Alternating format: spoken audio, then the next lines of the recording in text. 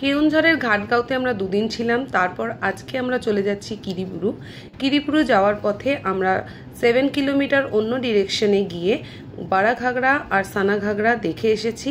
এখন আমরা যাব মুরগা মহাদেব টেম্পলে কিরিবুরুর দিকে যাওয়ার পথে। এর মধ্যেই পড়ে গেল আমাদের ফার্স্ট টোল, যার প্রাইস হচ্ছে 85। এটা হচ্ছে রেল লাইন, যেখান থেকে বারবিলস থেকেও অনেক সময় কিরিবুরু যাওয়া যায়। এখন আমরা চলে এলাম সেকেন্ড টোলে, যার প্রাইস হচ্ছে 75। সকাল থেকেই ভীষণ প্লিজেন্ট ওয়েদার ছিল, আর তার মধ্যেই শুরু হয়ে গেল বৃষ্টি। অসাধারণ লাগছে আমাদের এটা অনুভব করতে। রাস্তাঘাট এখানে ভালো, তবে শুনেছি যে কিরিবুরুর যে সাইট সিনগুলো আছে সেখানে রাস্তা একটু খারাপ।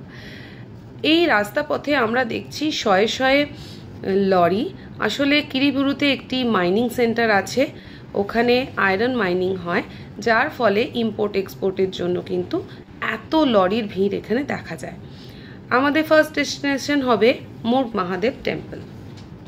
খুব বৃষ্টির কারণে আমাদের স্লো মুভ করতে হচ্ছে, ভিজন খুব কম এখানে। যাই হোক, এখন আমরা মুরগ মহাদেব টেম্পলের দিকে যাচ্ছি, আর এখানের পরিবেশটা এরকম মেঘের মধ্যে মনে হচ্ছে আমরা চলে এসেছি। ভীষণ সুন্দর একটা দৃশ্য।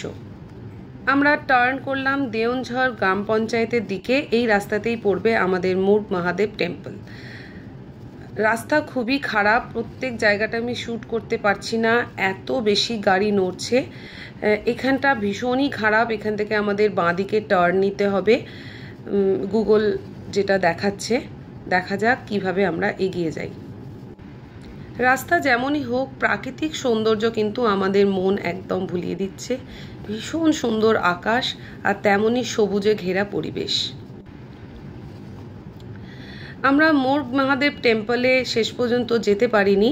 আমাদের এত খারাপ রাস্তার সম্মুখীন হতে হয়েছে যে আমরা ব্যাক করলাম।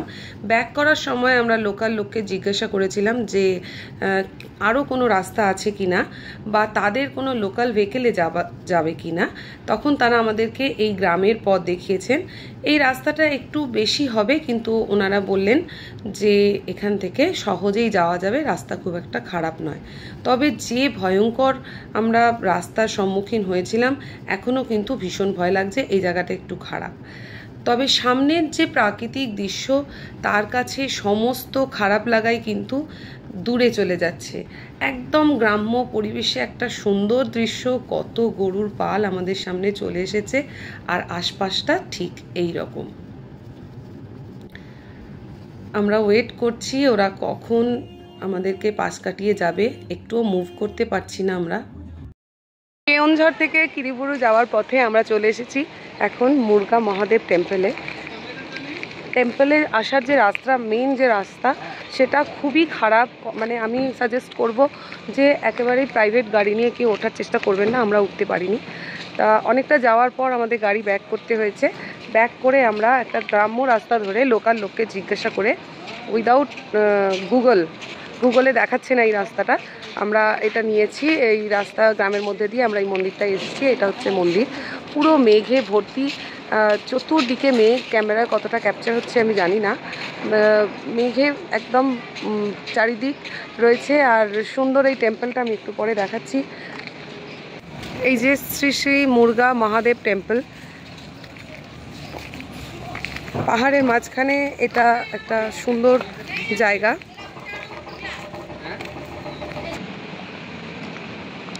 এই যে নন্দী মহারাজ বসে আছে। এই ট্যুরে আমরা অনেকগুলোই টেম্পল দেখলাম, তার মধ্যে মহাদেব টেম্পলও হয়ে গেল অনেকগুলো। দারুণ সুন্দর লাগছে এই জায়গাটা, প্রাকৃতিক সৌন্দর্য ভরপুর। এখানে একটা ছোট ঝর্ণাও আছে, আর মেঘে পুরো ঢাকা। সিঁড়ি বেয়ে নামতে হবে আমাদের অনেকটা। এখানে সিঁড়ি দিয়ে আমরা নামছি অনেকটা নিচে মন্দিরটা রয়েছে।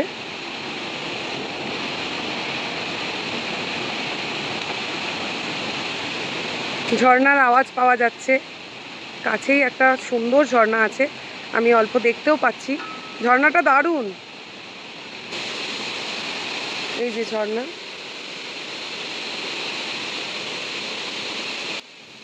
এই সুন্দর ঝর্ণার খুব পাশেই এই মন্দির অবস্থিত। আর অপরূপ সৌন্দর্য, এখানে শিবলিঙ্গ রয়েছেন এবং পাশে রয়েছে এই অপরূপ সুন্দর একটা ঝর্ণা। এখানে না আসলে বুঝতেই পারতাম না যে আমরা কতটা মিস করতাম। রাস্তায় তো খারাপ ছিল যে আসবো কিনা ভাবছিলাম, অবশেষে এসে উপস্থিত হয়ে দেখলাম দারুণ একটা অ্যাচিভমেন্ট হলো আমাদের। কয়েকটা ছবি আমরা তুলে নিয়েছি, খুব সুন্দর করে আমাদের পুজো হয়েছে, কিন্তু ওখানে কোনো রকম ক্যামেরা অ্যালাউ ছিল না। যদিও আজকে একদম ফাঁকা, তবুও ওখানে কোনো রকম শ্যুট আমরা করতে পারিনি। এবার আমাদের ফিরে যাওয়ার পালা। এই সুন্দর নদীপথ ধরে ধরে আমরা আস্তে আস্তে উপরে উঠছি। কিরিবুরুতে মুর্গ মহাদেব টেম্পল নিয়ে এই ব্লগটি যদি আপনাদের পছন্দ হয়, অবশ্যই লাইক, কমেন্ট ও শেয়ার করবেন।